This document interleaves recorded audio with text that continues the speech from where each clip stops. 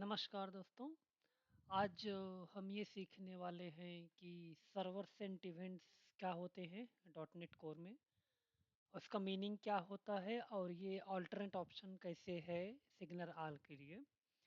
तो server sent event is special kind of I say real time communication mechanism which will allow you to send your real time data from server to your client side, and it is a bit different from signal R versus server sentiment. So in short, we call it as SSE. And here, like if you'll go through this definition, then you will come to know signal R and server sent events are both the kind of similar event, and which will allow you to real-time communication between server and client. But there are some difference as well. So here, if you will go and check my this overview screen, then here you can see signal R is bidirectional. That means it will act in two-way direction, but your server sentiment is a unidirectional. That means it will work only one way. I'll show you. Let's understand it with one example. I'm just creating here one slide over here. I'll show you how does this looks like. So suppose this one is my UI and this one is my backend. So I'm just writing UI and let's say it is my API.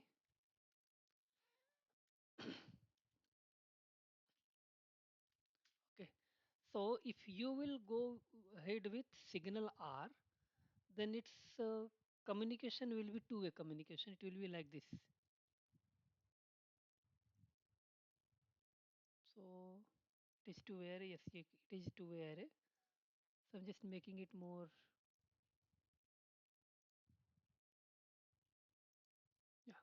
So here you can see. So now it is signal R. Okay. So it will become now signal R. It is example of signal R. This line. Here you can see because this array is two-way directional. But in case of server sent event, it will be only one way like this. So here it is your server sent event, also known as SSE in .NET Core. Okay.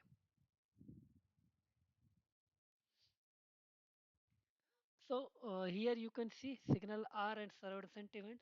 So what I will do, I will write a code and I will show you how we can use it server sentiment. And in order to understand signal R, you can also see my videos, my previous videos where I have explained what is signal R and how it works. And if in case you didn't understand that much, you can write down your comments and I will create another very explanatory video about signal R.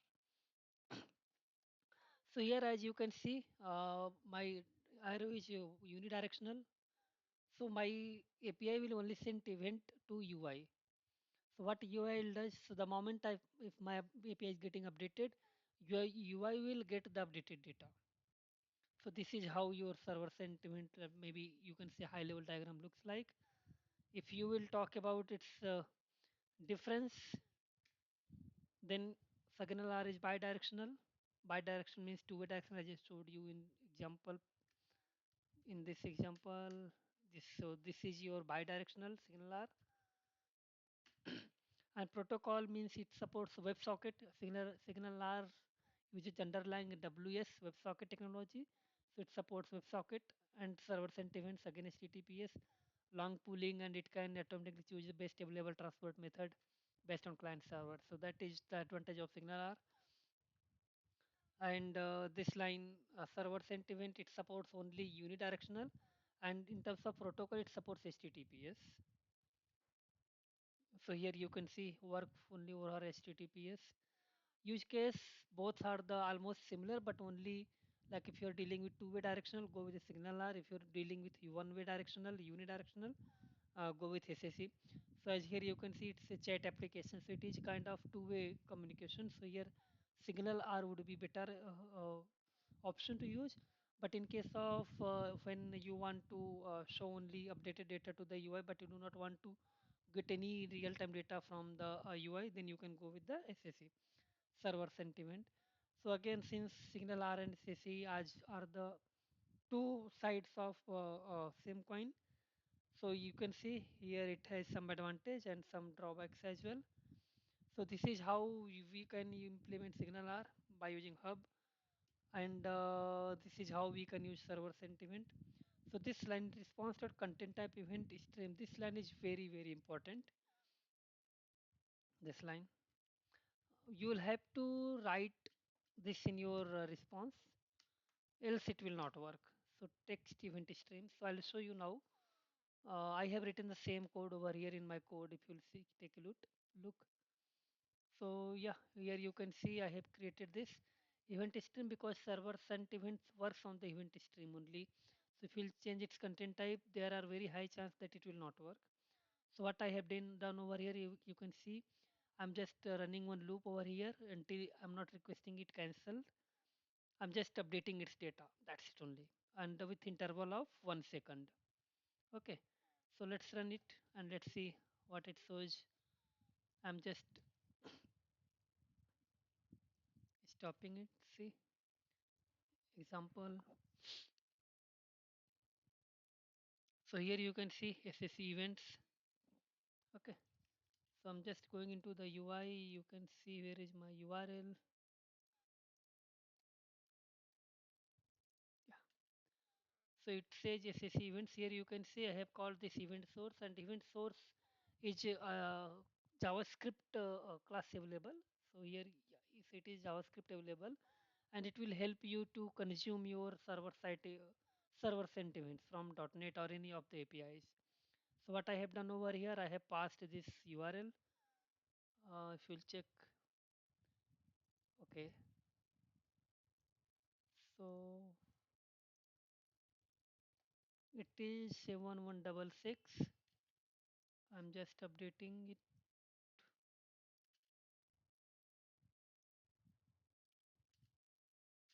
Okay. So here you can see I am consuming the same int over here, and on message. So this is a message method available. The moment my API will be updated from here, you can see I've written while loop. So the moment my while loop will update its response, it will update the API response, and the moment response will be updated, it will read data message from here. So now let's check if it is showing. Let me rerun it.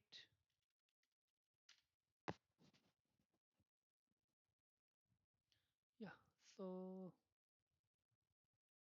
here you can see event stream. You can see messages are coming. See message.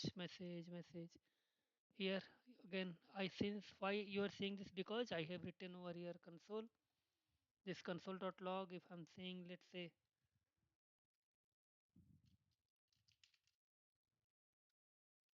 received message from API with help of event source. So what it will just refresh the screen. So here you can see 54, 55. So here this line you can see it is delayed by 1000 millisecond, meaning 1 second. So therefore here you can see every interval of every 1 second I'm getting response from the API. So again, if you'll go on event, see check over here. So here it is event stream. Okay, and you can see message, and here is the time. This is the data. Okay, so see over here, see data from API, save it and run it.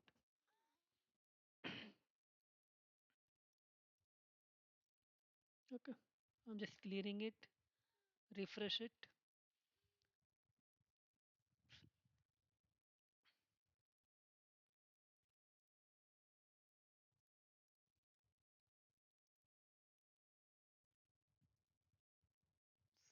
what went wrong? Let me check. Okay. See, here it is. I have written data from API, right? But that was not the case.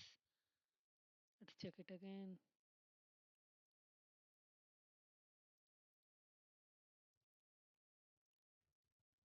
See here coming data from API. Why it is not returning? Because I'll have to format this type of string. I'm just stopping it again, running it, and dot data. Okay. So let's run it again. See, you can see message from API. Again, data is coming over here. Here you can see event stream message. Here is the response. Okay. So, like it is just a plain message, but suppose if you want to send any kind of message, for example, if you are building a, let's say, I'm just creating one class, let's say public class students. Okay, so let's say name.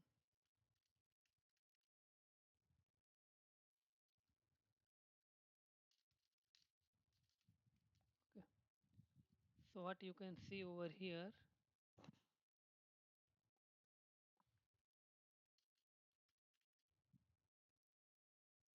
let's say students.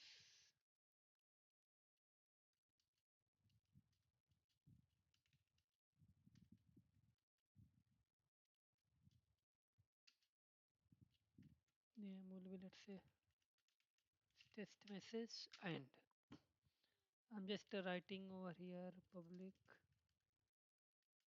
date time dob. Okay,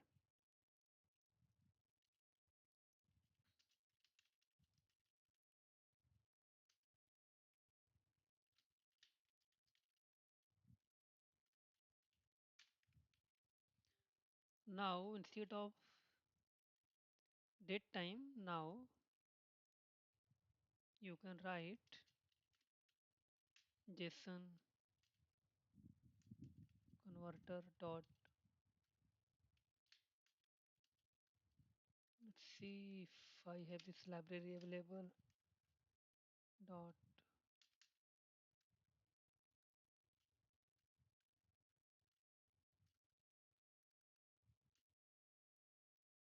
can convert, no,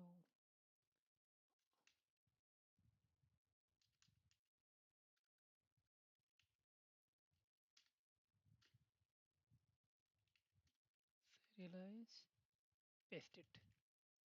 So now if I will run it again,